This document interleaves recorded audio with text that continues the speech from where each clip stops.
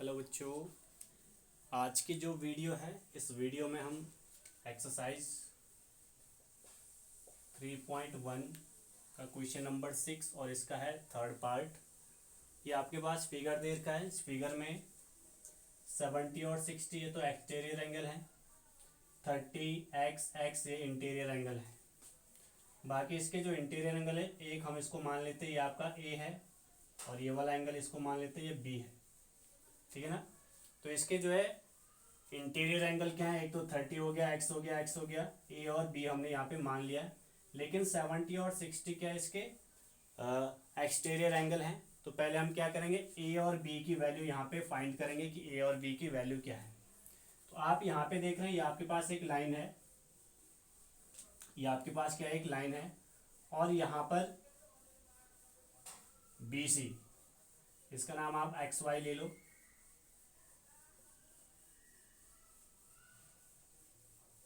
ठीक है। तो यहाँ पे आप देख रहे हैं आपके पास एक स्ट्रेट लाइन है और इस पे एक रे, ये कोई किरण है, रे है, इस पे क्या स्टैंड है, खड़ी है। तो यहाँ पे आप देख रहे हैं यहाँ पे टू एंगल बन रहे हैं, एक तो 70 और एक क्या है, ये है। तो स्ट्रेट लाइन पे अगर कोई भी जो रे है, किरण है, अगर उसको आप ड्रॉ करते हैं तो वहां पे जो एंगल बनते हैं उन दोनों का जो सम होता है वो कितना होता है, 180 होता है। यानी कि 70 और ए का जो सम होगा वो कितना होगा, 180। क्योंकि आपको पता है स्ट्रेट लाइन पे कितने का एंगल बनता है, 180 का बनता है। इसको आप कितने भी पार्ट्स में डिवाइड कर दो तो इन सबका जो सम होगा वो किसके इक्वल होगा, 180 के इक्वल होगा। इसका मतलब यहाँ पे 70 और ए, इन दोनों का जो सम होगा वो कितना होगा, 180 होगा। तो यहाँ पे आप लिख सकते हैं, फर्स्ट ए की वैल्यू निकालनी है हमें। Angle 70 and A are in linear pair,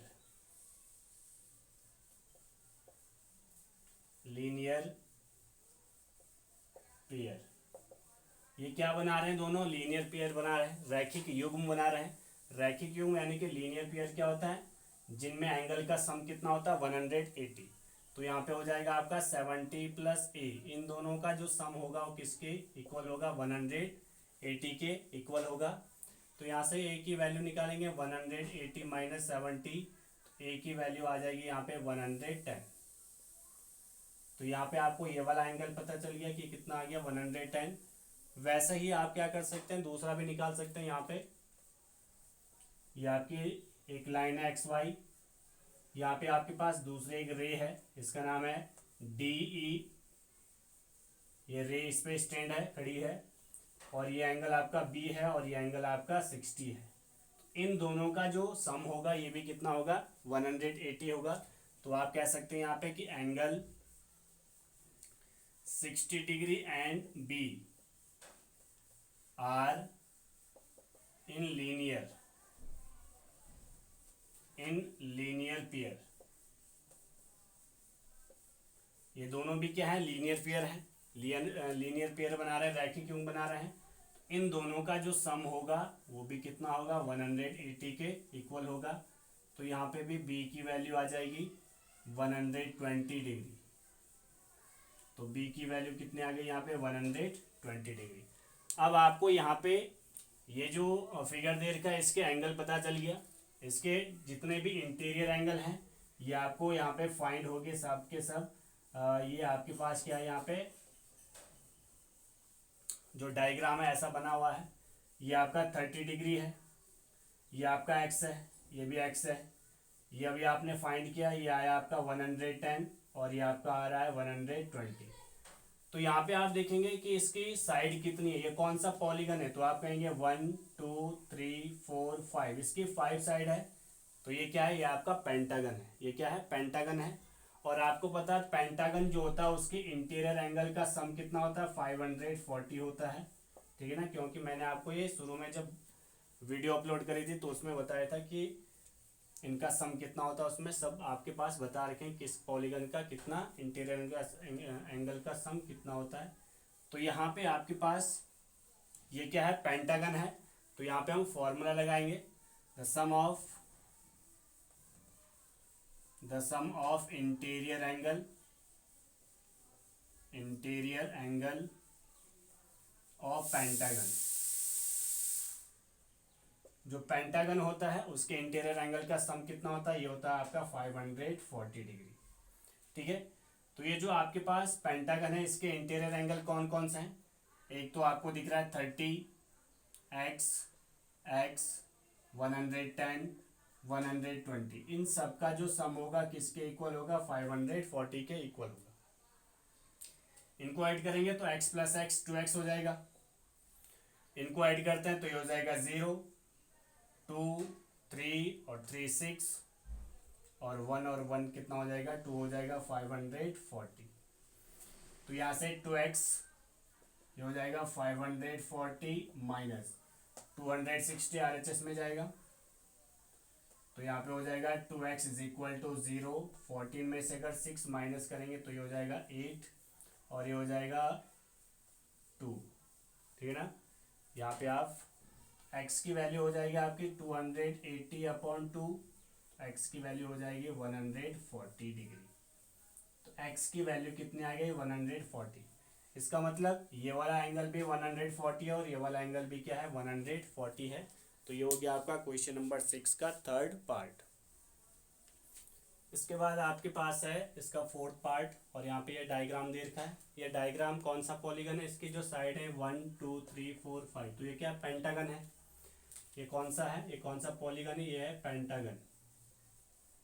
ठीक है ना, ये कौन सा है, पेंटागन है, क्योंकि इसके 5 साइड हैं। और आप देख रहे हैं कि इसकी जो साइडें हैं ये इक्वल हैं, क्योंकि ये जो यहाँ पे ऐसा साइन लगा रखा है इक्वल है, यानी कि जो ऑल साइड है इसके इक्वल है, मतलब सारी की सारी साइडें क्या इक्वल है।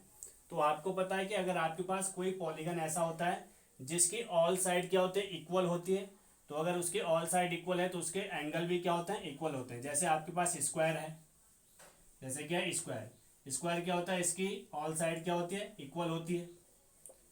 तो अगर इसके ऑल साइड इक्वल है तो इसके एंगल भी क्या होते हैं, इक्वल होते हैं। ये 90 है, ये भी 90 है, ये भी 90 है, ये भी 90 है। ट्रायंगल में आपने पढ़ा कौन सा होता है, इक्विलैटरल ट्रायंगल, समबाहु त्रिभुज, इसकी भी ऑल साइड क्या होती है, इक्वल होती है, तो एंगल भी क्या होते हैं इसके, इक्वल होते हैं, 60 60 60। तो आपने बताना ये पेंटागन है और इसके ऑल साइड क्या है, इक्वल है। तो आपने बताना कि अगर इसके ऑल साइड इक्वल है तो ऑब्वियसली इसके जो एंगल हैं ये भी इक्वल होने चाहिए। अगर साइड इक्वल है तो एंगल भी इक्वल होते हैं। लेकिन आपको ये नहीं पता कि एंगल कितना होगा, इसका x की वैल्यू कितनी होगी। ये तो हमें पता है कि ये वाला एंगल भी x है, ये भी x है, ये भी x है और ये भी x होगा, क्योंकि सारे इक्वल होंगे। लेकिन x की वैल्यू क्या होगी, ठीक है ना। तो ये आपके पास क्या पेंटागन है, तो आप यहाँ पे फॉर्मूला लगाएंगे कौन सा, पेंटागन वाला, the sum of interior angle of pentagon. जो पेंटागन है उसके इंटीरियर एंगल का जो सम होता है 540 डिग्री होता है। तो ये जो आपके पास पेंटागन है इसके इंटीरियर एंगल क्या है, एंगल ए है, एंगल बी है, एंगल सी, एंगल डी और एंगल ई। इन सब का सम किसके इक्वल होना चाहिए, 540। ये भी एक्स है, एक्स एक्स एक्स एक्स, 540 हो जाएगा। इन सबको ऐड करेंगे ये हो जाएगा 5x और 540, x की वैल्यू हो जाएगी आपकी 540/5, x की वैल्यू हो जाएगी, इसको डिवाइड करो 108,